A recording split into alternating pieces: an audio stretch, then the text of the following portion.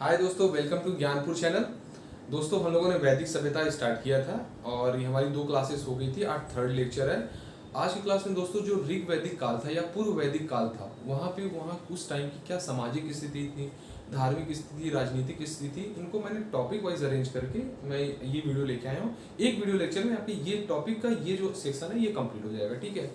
बार बार मैं उन बच्चों से कह रहा हूँ, आप 4 चीज़ों के पीछे, सोर्सेज के पीछे मत भागिए। अभी हाल में लेखपाल का रिजल्ट आया है। मैं मतलब अच्छे से मैं बता देना चाह रहा हूँ, बहुत से लड़के लाइव क्लास इधर उधर की चीज़ों में फंसे थे।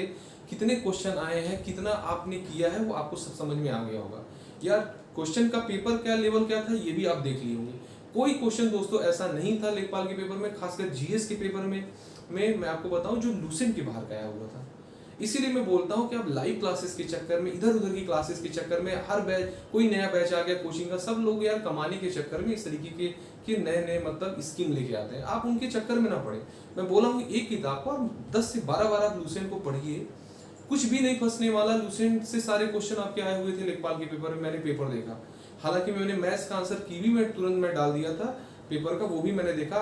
मैंने कई क्वेश्चन जो जो जो टॉपिक मैंने दोस्तों मैथ्स के पढ़ाए थे, जो भी पुराने बच्चे हों उनको पता होगा, डायरेक्टली थ्योरम पे क्वेश्चन मेरे आए हुए थे।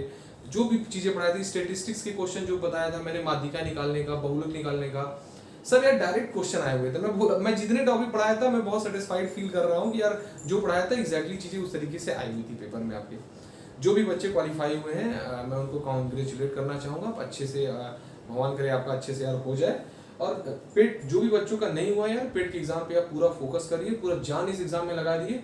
हर एग्जाम का ये प्री एग्जाम है, आप ये समझ लो। इसमें आप क्वालिफाई नहीं हुए, शॉर्टलिस्ट नहीं हुए, 40-45 लाख लड़के सुनने में आ रहा है ये फॉर्म भरे हैं, कंपटीशन का लेवल बहुत अच्छा रहेगा। आते हैं हम लोग अपने टॉपिक पे, ऋग वैदिक काल या पूर्व वैदिक काल जिसको बोलते हैं। इसके हम एक बेसिक अंडरस्टैंडिंग बात कर लिया था हमने वैदिक काल के बारे में। अब इसमें दोस्तों ऋग वैदिक काल और पूर्व वैदिक काल जो है, इनकी सामाजिक स्थिति, धार्मिक स्थिति, राजनीतिक स्थिति और वहाँ की जो आर्थिक स्थिति था, इस पे चर्चा करेंगे। कब क्या कहा जाता था, आपके सिलेबस में ये टॉपिक डायरेक्टली मेंशन है। चीजों को आप अच्छे से समझिए और इससे बाहर कुछ आना नहीं है, मैं आपको बता दे रहा हूँ। आपने यदि लूसेंट अच्छे से पढ़ लिया है दोस्तों, और ये वीडियो लेक्चर आपने देख लिया है, आपका कुछ भी क्वेश्चन बाहर से नहीं आएगा, ये आपको मैं बेट लगा रहा हूँ। आप इस बात को समझिए, एक बार भरोसा करके देखिए यार, कुछ भी बाहर से नहीं आएगा आपके पेपर में। ठीक है। अब आते हैं हम लोग अपने टॉपिक पे। देखिए, सामाजिक स्थिति के बारे में बात करेगा पूर्व वैदिक काल के, तो ये क्या थे, डायरेक्टली क्वेश्चन आपके एग्जाम में आया हुआ है दोस्तों। ये ग्रामीण सभ्यता थी, आपको ये पता है कि ग्रामीण लोग थे। ठीक है। कृत सत्तात्मक थे ये लोग। यहाँ पे दोस्तों संयुक्त परिवार की प्रथा यहाँ पे प्रचलित थी। क्वेश्चन आपके एग्जाम में ऐसे दे देगा, ऐसे 3-4 ऑप्शन दे देगा और बोलेगा कौन सा वहाँ पे क्या था, पूर्व वैदिक काल में या उत्तर वैदिक काल में। तो आपको पता होना चाहिए। अभी ऋग वैदिक काल में बता रहा हूँ, नेक्स्ट लेक्चर में उत्तर वैदिक काल बताऊंगा, आपका वैदिक काल खत्म हो जाएगा। तो दोस्तों ये क्या थी, ग्रामीण सभ्यता थी, पितृ सत्तात्मक थे वहाँ के लोग, संयुक्त परिवार की प्रणाली थी वहाँ पे, संयुक्त परिवार, सब लोग मिलजुल के रहते थे। अच्छा, इसको चारागाह भी बोलते हैं ये लोग, चारागाह ये भी थे। आप जैसे बोल सकते हो कि पूर्व वैदिक काल और उत्तर वैदिक काल की बात करूंगा, उत्तर वैदिक काल में ऐसा नहीं है। ठीक है। लेकिन पूर्व वैदिक काल में, ऋग वैदिक काल में क्या यदि ऑप्शन आएगा ऐसे कुछ मिलान करने के लिए आएगा, मैचिंग करने के लिए क्वेश्चन ऐसे आपके बन सकते हैं कि सिंधु घाटी सभ्यता के लोग कैसे थे, पूर्व वैदिक काल कैसे थे, उत्तर वैदिक काल कैसे थे, पाषाण काल में क्या थे। तो इस तरीके से ऑप्शन आपको मिलान करने के लिए बोल सकता है। तो ये लोग क्या थे, ग्रामीण थे, पितृसत्तात्मक थे, चारागाह था पे आश्रित थे, संयुक्त परिवार थी। यहाँ पे दोस्तों बलि विवाह और बाल विवाह और सती प्रथा का यहाँ पे नहीं मिलता है जिक्र, कोई उल्लेख नहीं है यहाँ पे। ठीक है। यहाँ पे ऐसा कुछ नहीं था सती प्रथा का या पर्दा प्रथा का। ठीक है। अच्छा दोस्तों, यहाँ पे विधवा विवाह और दास प्रथा यहाँ पे प्रचलित थी, बट ये एज आप ये कह सकते हो ये यूनान की तरह नहीं थी। यूनान में उस टाइम पे ये सब चीजें बहुत कठोर तरीके से होती थी, बट ऐसे जो मिले हैं प्रमाण। लेकिन विधवा विवाह और दास प्रथा की जो प्रथा थी वहां पे थी, लेकिन इस तरीके से नहीं थी। जो आजीवन दोस्तों वहां पे उस टाइम पे जो आजीवन जो अविवाहित रहने वाली महिलाएं थी, उनको क्या बोला जाता था, अमाजू बोला जाता था। ये वर्ड आप याद रखिएगा, इंपॉर्टेंट है, अमाजू। ठीक है। ये अविवाहित है। ठीक है। ये इंपॉर्टेंट है, आप ये याद रखिएगा, पितृसत्तात्मक याद रखिएगा, चारागाह याद करिएगा। ठीक है। ये चीजें आपको पता होनी चाहिए। एक दोस्तों देखिए, ये इंपॉर्टेंट है, नियोग प्रथा। पुत्र प्राप्ति के लिए दोस्तों वहां पे संतान की प्राप्ति के लिए वहां पे एक नियोग प्रथा प्रचलित थी, जिसे मतलब लोग बोला जाता है, जिसे मैं बोलूं कि वहां पे मतलब जो देवर जो रहते थे, ठीक है, उनका भाभी के साथ ऐसा सहचर्य बनाया जाता था जिससे कि पुत्र प्राप्ति के लिए ऐसा होता था। ठीक है। तो ये नियोग प्रथा थी, आप इसका मतलब आप ये समझ जाइए। दहेज वहां पे दोस्तों कोई वर्णन नहीं, दहेज वहां पे बिल्कुल प्रचलित नहीं था, लेकिन लड़कियों को विवाह में उपहार स्वरूप कुछ दिया जाता था जिसको वहतु शब्द दिया गया है, उस उपहार को वहतु कहा गया, ठीक है। कन्या को जो दोस्तों उपहार दिया जाता था विवाह में, उनके लिए वहतु शब्द बढ़ गया, जैसे आजकल के टाइम में लोग उपहार स्वरूप देते हैं, मॉर्निंग के टाइम में जो जाता है उसको यहाँ पे वहतु शब्द बोला जाता है, ठीक है।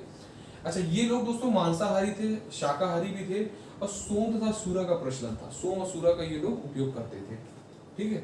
वस्त्र में बोला जाए दोस्तों तो सूत, ऊन और चर्म का यहाँ पे उपयोग मिला है, इसके साथ मिले हैं, ये चीजें वहां पे थी। अच्छा, प्रॉब्लम में दोस्तों एक रोग था यहाँ पे यक्ष्मा, जिसको कि हम लोग तपेदिक बोलते हैं या टीबी बोलते हैं, इस बारे में भी पूर्व वैदिक काल में जिक्र है, ठीक है। ये सब चीजें क्या है, पॉइंट डायरेक्टली क्वेश्चन इनसे बन जाते हैं कि जैसे ये मटेरियल है, सूत है, ऊन है, चर्म है, ऐसे और 2-3 मटेरियल दिया रहेगा, पूछ लेगा किसका उपयोग वहां पे नहीं होता था, ऐसे ऑप्शन आपसे पूछ सकता है। अच्छा दोस्तों, विवाह की जो प्रणाली थी, जबकि हम लोग सामाजिक स्थिति की बात कर रहे हैं, तो विवाह की वहाँ पे कौन कौन सी प्रणाली थी, वहाँ पे किस तरीके से होता तो जानते हैं। अनुलोम विवाह था और एक प्रतिलोम विवाह था। अनुलोम विवाह में देखिए दोस्तों, मैंने ऐसे करके लिखा है, पुरुष जो रहता था वो उच्च कुल का था, वो कुलीन वर्ग का था, महिला जो होती वो उससे निम्न वर्ग की रहती थी, इसको वो लोग अनुलोम विवाह में जोड़ते थे। और प्रतिलोम विवाह क्या था कि महिलाएं उच्च वर्ग की रहती थी और पुरुष जो था वो निम्न वर्ग का था। उसके बाद आ जाते हैं दोस्तों हम लोग, ये तो हो गया हमारी सामाजिक स्थिति। अब धार्मिक स्थिति की बात कर लेते हैं। धार्मिक स्थिति में क्या है दोस्तों, एक तो बहुत इंपॉर्टेंट है, ये आप लोग याद रख लीजिए, यहाँ पे बहुदेववाद की वहाँ पे प्रश्न था, कई ढेर सारे देवताओं की लोग वहाँ पे पूजा करते थे। मूर्ति पूजा का कोई उल्लेख नहीं मिला है, ठीक है, ये इंपॉर्टेंट है, आप याद रखिएगा, मूर्ति पूजा का कोई उल्लेख वहाँ पे नहीं है। भीषज शब्द जो है, ये देखिए सब इंपॉर्टेंट है, ये सब सारे इंपॉर्टेंट पॉइंट है, हो सकता है आपको लूसेंट में नहीं मिलेगा, इसलिए मैं लेके आऊँ। ये सब जितने मैं दोस्तों देखिए पॉइंट लेके आ रहा हूँ, बहुत मैं शॉर्ट फॉर्म में और पॉइंट फॉर्म में आपको लेके आता हूँ और अरेंज करके लाता हूँ कि कौन सा चीज किस टॉपिक के अंदर होना चाहिए, ठीक है। ये जो क्वेश्चन है ये अलग अलग आपके एग्जाम में, स्टेट पीसीएस में और यूपी के ट्रिपल एससी के जो प्रीवियस ईयर पेपर है उनमें आई हुई है, ठीक है। तो इनको आपको स्किप नहीं करना है, हर चीजें आपको याद रख लेनी है, ठीक है। अच्छा, और दोस्तों देखिए यहाँ पे क्या था, एक जो भीषज जो शब्द है दोस्तों, वो अश्वनी देवता के लिए यहाँ पे प्रयोग हुआ है। पूछ सकता है क्वेश्चन कि अश्वनी देवता का प्रयोग के लिए कौन से शब्द का यूज हुआ है, तो भीषज शब्द का हुआ है। और ये भी याद रखना है कि ये जो भीषज शब्द है किस चीज के लिए, अश्वनी देवता को उस समय वैद्य का देवता मानते थे, अब वैद्य माना जाता था, तो इसको आप क्या कह सकते हैं, भीषज क्या थे, वैद्य के देवता थे। अच्छा, जंगल की देवी को वहां पे अरण्यानी शब्द यूज हुआ है जंगल की देवी के लिए। देवताओं की दोस्तों उस टाइम पे 3 श्रेणियां मानी गई थी, कि देवताओं की 3 श्रेणियां हैं, आकाश के देवता, अंतरिक्ष के देवता और पृथ्वी के देवता। इसके अंदर भी उन्होंने देवताओं को उन्होंने बताया है कि कौन कौन से देवता हैं, बट इतने अंदर हमें जाने की जरूरत नहीं है। हाँ, जानते रहेंगे कि देवताओं की 3 श्रेणियां थी, आकाश, अंतरिक्ष और पृथ्वी। और बहुत इंपॉर्टेंट क्वेश्चन ये है, ये तो आपको रट लेना है, मैं इसमें इंपॉर्टेंट इसलिए लिख भी रहा हूँ दोस्तों। सर्वाधिक जो महत्वपूर्ण देवता थे उस टाइम पे वो इंद्र थे। एक्चुअली देखिए डिसाइड ये इस तरीके से हुआ है कि कौन से देवता सबसे महत्वपूर्ण थे, कि किनके बारे में कितनी ज्यादा पंक्तियां लिखी गई, कितनी ज्यादा सूक्ति उनके लिए है। तो दोस्तों इंद्र के लिए 250 सूक्त लिखा गया है, और ये भी क्वेश्चन पूछता है कि इंद्र के लिए कितना सूक्त लिखा गया है, तो इंद्र का उल्लेख क्या है, 250 सूक्त में है। इंद्र को पुरंदर भी बोला गया है, पुरभिद भी बोला गया है, और सुमापा भी, या मधवान भी, या शतकृति भी, ये तरह नाम इंद्र को वहां पे मिलते हैं, ये बात भी वहां पे लिखी हुई है, ठीक है। तो ये भी आप याद रखेंगे, सर्वाधिक महत्वपूर्ण देवता कौन है, इंद्र है, जिनको पुरंदर, पुरभिद, सुमापा, मधवान, शतकृति आदि शब्दों से नाम जाना गया है। और उसके बाद दोस्तों ये बहुत इंपॉर्टेंट है, ये भी क्वेश्चन आता है कि अक्सर करके इंद्र किस चीज के देवता थे, इंद्र किसके देवता थे, तो आप बताओ कि इंद्र जो थे वो आर्यों के लिए युद्ध के नेता, वर्षा के देवता, आंधी के देवता और तूफान के देवता। इंद्र क्या थे, युद्ध, वर्षा, आंधी और तूफान के देवता थे। ये क्वेश्चन बहुत इंपॉर्टेंट है, आप रट लीजिएगा ये। उसके बाद दोस्तों देखिए दूसरे नंबर पे कौन था, दूसरे नंबर पे किसका स्थान है, अग्नि देवता का। उनके लिए 200 सूक्त है। मैंने बोला कि सूक्त के अकॉर्डिंगली है कि किनको ज्यादा वरीयता दिया गया, किनको ज्यादा सम्मान या महत्वपूर्ण माना गया है, तो 200 सूक्त इनके लिए है, तो अग्नि को सेकंड पोजीशन पे रखा गया है। इनको बोला जाता है कि मनुष्य और देवताओं के बीच में जो संबंध था वो इन्हीं के कारण था। इनको ये भी बोलते हैं कि मनुष्य और देवताओं के बीच में संबंध के ये देवता थे, कौन, अग्नि आपके। थर्ड नंबर पे दोस्तों वरुण है, जिनके लिए 30 सूक्त का उल्लेख है। इन्हें जल नीति का प्रतिनिधित्व करने का देवता माना गया है। ये जो जल समूह है उनका ये प्रतिनिधित्व करते हैं और ये इन्हीं के देवता है। अच्छा, इनको ऋतस्य गोपा भी कहा गया। ये एग्जाम में आपके आया हुआ क्वेश्चन है कि ऋतस्य गोपा किसको कहा गया, तो आप बताओगे किसको ऋतस्य गोपा कहा गया है? वरुण को। ये सब बहुत इंपॉर्टेंट क्वेश्चन है। ये जो मैं तीनों पॉइंट आपको बताया हूँ कि देवताओं में कौन महत्वपूर्ण था, इंद्र थे और उनके लिए 250 सूक्त था। सेकंड पोजीशन पे अग्नि है, 200 सूक्त है। थर्ड पोजीशन में भैया कौन है? वरुण है, जिनके लिए 30 सूक्त है। और हर देवताओं का संबंध किससे है ये आपको याद रखना है। ये क्वेश्चन पूछेगा वरुण का संबंध किससे, अग्नि का किससे संबंध है, जैसे इंद्र का संबंध किससे है, तो युद्ध के नेता है, वर्षा आंधी तूफान के देवता है, ये आपको याद रखना है। उसके बाद दोस्तों देखिए एक पॉइंट ये है ये यहाँ पे पॉइंट स्किप हो गया था कि सरस्वती जो है उनको नदी की देवी कहा गया था। उस टाइम पे आप सोचिए कि पूर्व वैदिक काल में सरस्वती को नदी की देवी कहा जाता था, बट बाद में इसको क्या है, अब हम उनको विद्या की देवी मानते हैं ना सरस्वती को। पहले सरस्वती को नदी की देवी माना जाता था। अच्छा दोस्तों, एक पूषण शब्द है। पूषण शब्द किसके लिए हुआ है? यूज हुआ पशुओं के देवता के लिए। पशुओं के देवता के लिए पूषण शब्द प्रयोग होता था। कब? पूर्व वैदिक काल में, ऋग वैदिक काल में। लेकिन बाद में यानी कि आप उत्तर वैदिक काल की बात करेंगे तो पूषण शब्द हुआ था जो पशुओं के देवता के लिए यूज होता था, वो शूद्रों के देवता हो गए थे। किसके देवता हो गए थे? पूषण शूद्रों के देवता हो गए थे। ये बात आप याद रख लीजिए। बहुत सिलेक्टिवली पॉइंट है, आपको सब याद रखना है, बहुत ज्यादा बड़े पॉइंट नहीं, आप इनको याद कर लिए नोट्स बना के। उसके बाद आ जाते हैं दोस्तों राजनीतिक स्थिति के बारे में कि वहां की राजनीतिक स्थिति क्या थी। तो देखिए मैं इस पे ये बताना चाहूंगा आपको। कबीलाई व्यवस्था थी वहां पे। कबीलाई रूप में वो लोग रहते थे, कबीले के रूप में एक झुंड बना के इस तरीके से वहां पे रहते थे। कबीले को दोस्तों जो वहां पे जो कबीले के जो वहां पे राजा रहते थे पूर्व वैदिक काल में, उसको जनरली गोप नाम दिया गया। क्वेश्चन ये आपके एग्जाम में पूछा हुआ है कई एग्जाम में। कबीले को राजा को ये क्या बोल रहे हैं? गोप बोल रहे हैं। अच्छा, आर्यों को वहां पे दोस्तों एक ये पॉइंट है, ये भी इंपॉर्टेंट पॉइंट है, इसको पंचगन भी कहा जाता है। क्या गया है? आर्य को क्या कहा गया है? पंचगन क्या कहा गया? एक्चुअली ऐसा मानना है कि जो 5 ये जो कबीले थे, जो पंचजन थे, ठीक है, यही क्या थे? आर्य थे। तो पंचजन भी कहा गया है किसको? आर्य को। और इनके 5 कबीले क्या थे? 5 कबीले या कुल कौन थे? ये क्वेश्चन बहुत इंपॉर्टेंट। अनु, द्रुहु, पुरु, तुर्वश तथा यदु, ये इसके 5 कबीले थे या 5 कुल थे। किसके? आर्यों के। ये आपको याद करना, अनु, द्रुहु, पुरु, तुर्वश और यदु। ठीक है। इसके बाद देखिए एक इंपॉर्टेंट पॉइंट क्या है आपका दोस्तों राजनीतिक व्यवस्था के अंदर, ये बहुत इंपॉर्टेंट पॉइंट है, ये बॉक्स आप एकदम रख लीजिएगा, बहुत इंपॉर्टेंट है ये। ठीक है। जो सबसे छोटी इकाई थी, जो कबीले की आप बोल सकते हैं, या इनकी जो सबसे छोटी इकाई थी उसको क्या बोलते थे? परिवार या कुल बोलते थे। ठीक है। और इस परिवार या कुल का मुखिया कौन होता था? कुलक होता था। ठीक है। क्योंकि पितृ सत्तात्मक परिवार था इनका, पितृ सत्तात्मक प्रणाली थी, तो परिवार और कुल का जो हेड होता था मतलब कोई यदि मेल पर्सन होगा तो वो कुलक कहा जाएगा। ठीक है, उसको कुलक कहा गया है। कई कुल और परिवार मिलकर क्या बनाते थे? ग्राम बनाते थे। ग्राम बनाते थे। ग्राम का एक मुखिया कौन होता था? वो ग्रामणी कहलाता था। उसके बाद दोस्तों विष है। ग्रामों के समूह को क्या कहा गया? विष कहा गया। और विष के जो मुखिया है उनको क्या कहा गया? विषपति। विषपति कौन हो गया? विष का मुखिया। कई विष मिलके जन बनाए और जन के मुखिया को क्या कहा गया? जनपति। और कई ढेर सारे जन मिलके दोस्तों ये क्या बनाए? राष्ट्र बनाए। और राष्ट्र के मुखिया को क्या कहा गया? यहाँ पे राजा कहा गया। ठीक है। तो आप ये सीक्वेंस भी याद रखिएगा कि क्या बना? कुल से ग्राम बना, ग्राम से विष बना, विष से जन बना और जन से राष्ट्र बना। ये सीक्वेंस पता होना चाहिए। उनके मुखिया को क्या कहा जाता था ये पता होना चाहिए। पंचजन का मतलब क्या था? उसमें 5 कबीले थे और उनके या 5 कुल थे, उन 5 कुल का नाम क्या था ये आपको पता होना चाहिए, ये इंपॉर्टेंट है। ठीक है। गोप शब्द राजा के लिए यूज हुआ है, उनके कबीले के राजा को। अच्छा दोस्तों, राजा के लिए एक वर्ड और यूज किया गया जिसको बोला गया गोप्ता जनस। राजा को क्या बोला गया? गोप्ता जनस। गोप्ता जनस इसको इसलिए क्यों कहा गया है? क्योंकि माना जा रहा है कि जो देखिए कबीले को राजा को क्या कहा जा रहा है? गोप कहा जा रहा है। ठीक है। और गोप्ता जनस से कहा जा रहा है किसको? राजा को कहा जा रहा है। इसका मतलब क्या है? जब कबीले के राजा को गोप कहा जा रहा है और गोप्ता जनस राजा को भी कहा जा रहा है, इसका मतलब कबीले का जो संरक्षक है, जो कबीले की संरक्षा कर रहा है, रक्षा कर रहा है, उसको हम गोप्ता जनस कह रहे हैं। अलग अलग नाम है, गोप है और गोप्ता जनस भी है। गोप्ता जनस नाम क्यों दिया गया? क्योंकि वो कबीले का संरक्षक है।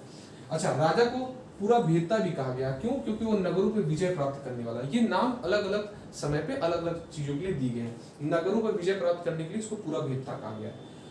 दोस्तों बहुत इंपॉर्टेंट ये है, बलि जो था वो एक प्रकार का कर था। ठीक है।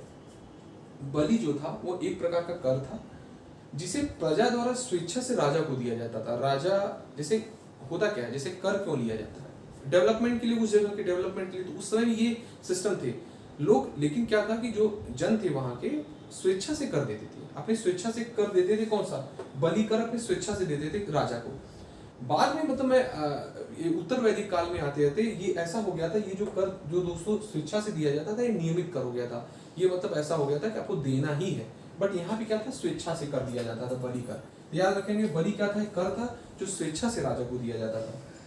वंश परंपरागत राजतंत्र था, यहाँ पे प्रणाली थी। और सबसे ज्यादा इंपॉर्टेंट दोस्तों देखिए यहाँ पे सभा और समिति, दो ऐसी संस्थाएं थी जो राजा को सलाह देती थी। सभा और समिति राजा को सलाह देने वाली संस्था थी।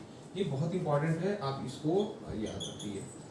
अच्छा, इसमें दोस्तों सभा क्या था, समिति क्या था, ये भी मैंने पॉइंट लिखा है, वो मैं आपको बता दे रहा हूँ, आप नोट कर लीजिएगा, हो सकता है आपको विजुअल ना हो उस तरीके से।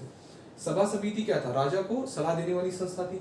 समिति क्या थी, केंद्रीय राजनीतिक संस्था थी। और इसका नाम क्या है, ये सामान्य जनता का प्रतिनिधित्व करती थी। ये 3 पॉइंट लिखवाए, ये 3 पॉइंट में इससे रिलेटेड हर बातें कवर हो जाती है, मैं आपको ये बता दूं, कुछ इससे ज्यादा जानने की जरूरत नहीं, एग्जाम में यही आपसे पूछा जाएगा कि समिति थी क्या। तो सभा समिति आप तो ये जानिए कि राजा को एक तो सलाह देने वाली संस्था थी, उसके बाद क्या थी, पूछेगा केंद्रीय राजनीतिक संस्था कौन थी, तो वो समिति थी। सामान्य जनता का प्रतिनिधित्व कौन करता था, तो आप बोलोगे समिति करती थी, न कि सभा, ठीक है। और तीसरे इंपॉर्टेंट पॉइंट, राजा पर नियंत्रण कौन करता था, वो समिति करती थी। नियंत्रण ऐसे करता था जैसे ये आप समझो कि यदि राजा उस तरीके से काम नहीं कर रहा है जैसा उसको करना चाहिए, या फिर बोला जाए कि जो वहाँ के नियम थे, कानून थे, उसके अनुरूप यदि वो काम नहीं कर रहा है तो क्या करेगी, राजा पे नियंत्रण रखती थी। इसका मतलब क्या है, यदि समिति चाहे तो राजा को उसके पद से हटा भी सकती थी, इतनी पावर थी समिति के पास। ये समाज जनता का प्रतिनिधित्व करती थी। अच्छा, सभा में आ जाते हैं दोस्तों। सभा क्या थी, सबसे बात तो ये क्या, श्रेष्ठ और संभ्रांत लोगों की, श्रेष्ठ लोगों की, बड़े लोगों की ये संस्था थी। जैसे आप ये समझो एक तरीके से सभा क्या होती थी, सभापतियों का समूह होता था। हर सभापतियों का, सभापति क्या होते थे कि जो भी आप ये समझो कि एक मंत्रिमंडल टाइप का आप समझ जाओ कि आज के समय जो मंत्रिमंडल होता है ना, अलग अलग विभाग अलग लोगों को दिए गए हैं, तो ये सभा क्या थी, वो वही थी। वो सभापति कौन होता था, हर एक विभाग का हेड होता था। तो ये सभा उनकी थी। एक ये न्यायिक संस्था भी थी। न्यायिक संस्था भी थी कौन सी, सभा। आपसे क्वेश्चन पूछा गया न्यायिक संस्था कौन सी थी, तो आप ये नहीं बोलोगे समिति थी, आप क्या बोलोगे, सभा थी। मंत्री परिषद, देखिए ये पॉइंट आ गया, मंत्री परिषद कौन सा था, सभापति। अलग अलग विभाग के हेड यहाँ पे बैठते थे। और विदत भी एक संस्था थी जो आर्यों की प्राचीन संस्था थी, ठीक है। उसके बाद दोस्तों हम आ जाते हैं आर्थिक स्थिति के बारे में। दोस्तों इसमें हम आ जाते हैं आर्थिक स्थिति के बारे में। ये कैसी थी, ग्रामीण कबीलाई थी। ये तो मैंने बता दिया है कि वो ग्रामीण थे, ये तो मैंने पहले ही बता दिया था। और कबीलाई लोग थे, कबीलाई लोग थे, ये भी मैंने बता दिया राजनीतिक स्थिति में। इनका जो प्राथमिक पेशा था दोस्तों, ये किसकी बात हो रही है, हम क्या पढ़ रहे हैं, ऋग वैदिक काल पढ़ रहे हैं, पूर्व वैदिक काल पढ़ रहे हैं। तो इनका प्राथमिक पेशा क्या है, आर्थिक स्थिति की बात कर रहे हैं, तो किसकी बात कर रहे हैं, ऋग वैदिक काल की आर्थिक स्थिति। तो प्राथमिक पेशा क्या हो गया दोस्तों, यहाँ पे पशुपालन हो गया इनका। अच्छा, द्वितीय कार्य इनका क्या था, इसको द्वितीय का आप बोल सकते हैं गौड़ कार्य। उस समय में भी दोस्तों कहते हैं गौड़ कार्य में इसकी कृषि था, कृषि को गौड़ कार्य में उसमें रखा जा रहा है, ठीक है। बहुत इंपॉर्टेंट वर्ड है दोस्तों ये गाय। देखिए वहां पे उस टाइम पे आपकी गायों का महत्व बहुत था, तो गायों के लिए अलग अलग वर्ड उस टाइम पे यूज किए गए हैं। जैसे दोस्तों एक वर्ड ये यूज किया गया है कि गाय को अष्टकर्णी भी कहा जाता था, गविष्टि भी कहा जाता था, अघन्या भी वर्ड यूज किया गया है। तो ये सब क्या थे, गायों के महत्व को बताने वाले वर्ड है। गायों का मतलब ये आप समझिए कि गायों का बहुत महत्व। अघन्या वर्ड का मतलब ये था कि गायें जो है वो न मारे जाने योग्य है, उनको आप मारिए ना, ठीक है। गविष्टि क्या था, गविष्टि गायों की खोज के लिए था, गायों के महत्व के लिए था, ये सब वर्ड थे। अच्छा, उस समय पे लोग दोस्तों लोहे से परिचित नहीं थे। आपसे क्वेश्चन भी पूछे जाएगा कि पूर्व वैदिक काल में या ऋग वैदिक काल में लोग लोहे से परिचित थे क्या, तो आप बोलोगे लोग लोहे से परिचित नहीं थे। सोने के लिए हिरण शब्द का यूज हुआ है, सोने को हिरण शब्द से यूज कर रहे हैं।